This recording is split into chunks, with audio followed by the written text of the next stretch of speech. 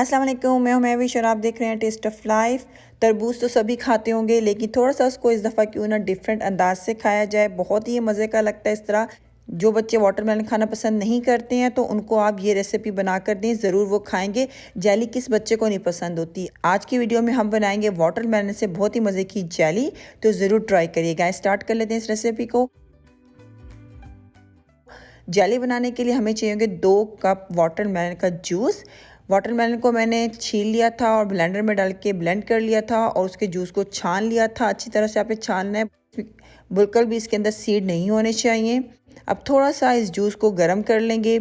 यहाँ पे देखिए मेरे पास स्ट्रॉबेरी जेली है जो बाज़ार से मिलती है। 1 टेबलस्पून भर के इसका इस्तेमाल करेंगे, ऑप्शनल है ये। अगर आप नहीं भी डालेंगे तब भी आपकी वाटरमेलन जेली तैयार हो जाएगी होममेड।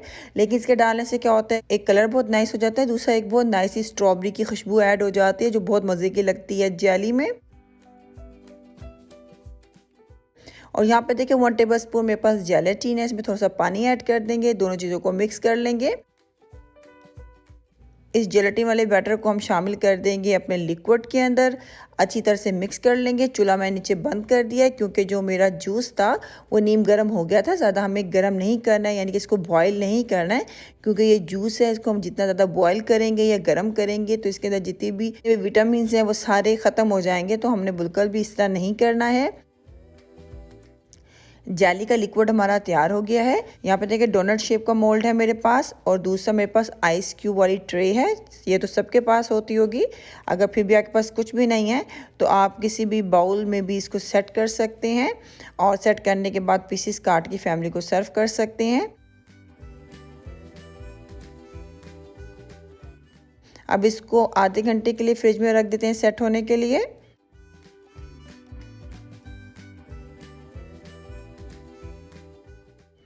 आधे घंटे के बाद आप देख सकते हैं माशाल्लाह हमारी जो वाटरमेलन की जेली है, यानी कि तरबूज से जो हमने जेली बनाई है, कितनी अच्छी सेट हो चुकी है। ज़रूर बच्चों को बना कर दें। आप लंच बॉक्स में भी बनाकर बच्चों को दे सकते हैं, बिल्कुल भी मेल्ट नहीं होती। अभी सेट हो गई है। आप इसको बनाने के बाद बाहर भी रख दें तो ये बिल्कुल भी मेल्ट नहीं होती है, और इसको बनाने के बाद आप फ्रिज में रख दें तो 4-5 दिन तक ये ख़राब नहीं होती है। बच्चे निकाल के आराम से इंजॉय कर सकते हैं। तो ज़रूर ट्राई करिएगा इस रेसिपी को, और ज़रूर बताइएगा कैसी लगी आज की रेसिपी। इंशाल्लाह नेक्स्ट टाइम मिलेंगे अच्छी सी रेसिपी के साथ। अपना ख्याल रखिएगा। अल्लाह हाफिज़।